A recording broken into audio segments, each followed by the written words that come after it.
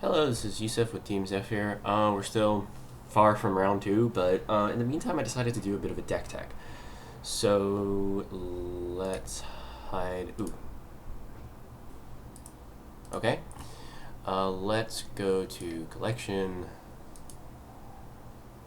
and where is there's the Slivers deck. Come on. Come on. MTGO is really struggling right now, in case you couldn't tell. Okay, there we go.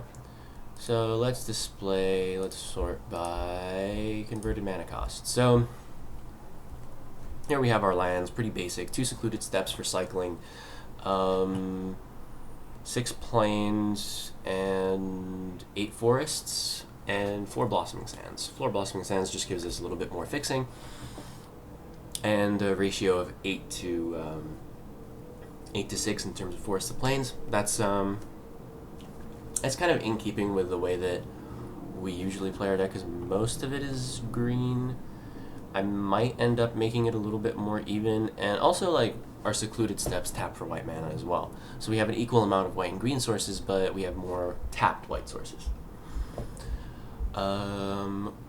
1-drops, we need 1-drops. We love having 1-drops, especially against mono black control, which is what I played in the first round of the daily. And it ended up helping me out both times because it makes it harder to remove. Because most of the removal in Pauper is either edict effects or -2/-2 effects. And it's always -2/-2. There's very little that actually removes things of toughness 3. There's a few things here and there in burn, but most of the time the removal is going to be something around 2 power, 2 toughness, something like that.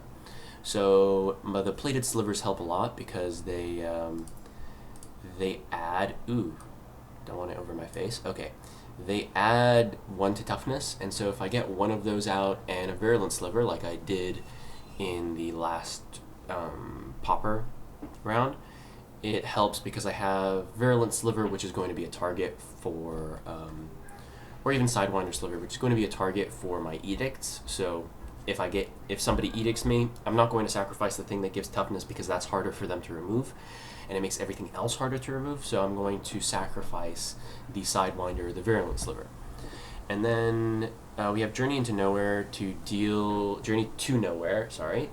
with just annoying creatures, stuff we can't deal with. Mostly Angler is, I think, the big boy that you hit with this, and he's just everywhere. There's also a few other large creatures that you kind of just want to remove. Sentinel Sliver is good because it gives our guys vigilance, which means we can just keep swinging in and still leave them back to block. So in case they have some sort of amazing combat trick, or if they're like a little bit more of the stompy type where they can pump up one unblocked creature to the point where it just kills you, then Sentinel Sliver helps with that because it makes our slivers able to block as well. And so we can throw out our least expensive or least beneficial sliver to block whatever we think he's going to pump, and it's going to be the same power and toughness as the rest of the slivers because that's just kind of how slivers work. But it's going to say be a sliver that gives flanking or a sliver that gives poisonous or something like that. So it doesn't really buff our army in the most valuable way. And Sidewinder Sliver and Virulent Sliver, the flanking and poisonous, they don't help that much. Flanking does. Flanking helps a lot because a lot of players don't know how to play against it because it's old. A lot of people just don't know what the rule is. And it's that blocking creatures get, if a creature blocks that creature, it gets -1/-1. And yeah, that's pretty much it. Also, there's our 2-drops. There's the rest of our 2-drops. So Sinew Sliver, Muscle Sliver, Predatory Sliver all basically do the same thing. They all just give +1/+1. Spinneret Sliver gives Reach, which is good because there's a lot of flyers in this format in terms of mono blue. And there's a lot of flyers in terms of mono that are being played in mono blue and in mono white. There's also Travel Preparations, which in case we just have 2 slivers on the field, in case we need just like that extra little bit of pump, this does it, and it does it well. Hive Stirrings is also great for if we have edicts, if we just need more power. It gets buffed by these 1/1s are often a lot bigger than 1/1s. They can come down as 3/3s or 4/4s, and they have a lot of presence on the board for the 3 mana that they cost. Then we have our sideboard. So let's expand out our sideboard a little bit.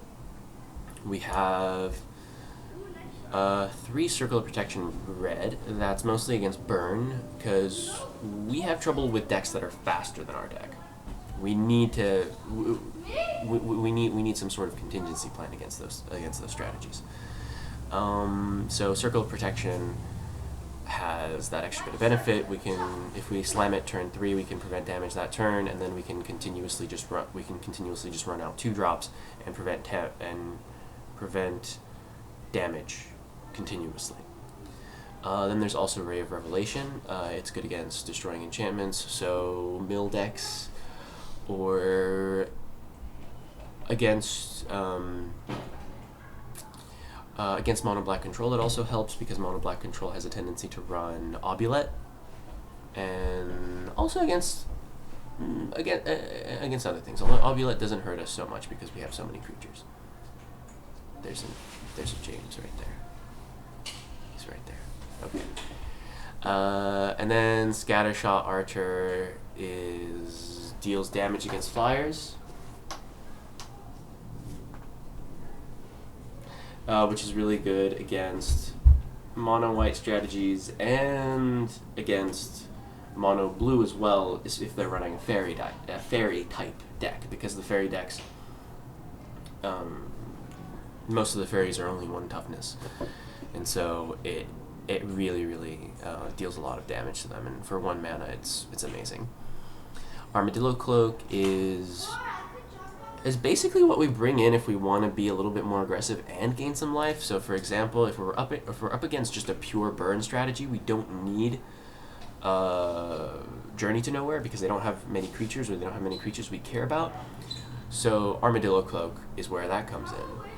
Basically anything that's not running a huge creature, or a creature that we just can't deal with, Journey to Nowhere comes out, Armadillo Cloak comes in. And then we have Relic of Progenitus against graveyard strategies like Blue-Black Teachings, which is the other deck that I played, so you should check those videos out.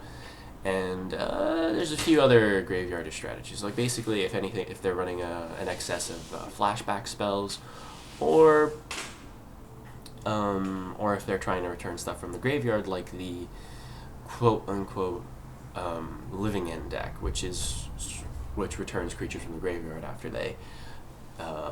after milling them or cycling them.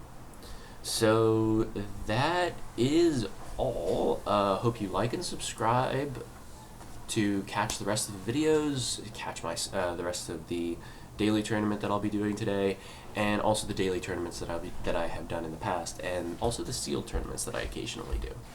Also, there will be random James here and there.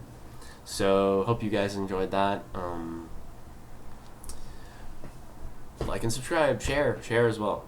Share's another one. I always forget it, and a lot of people do, but not me.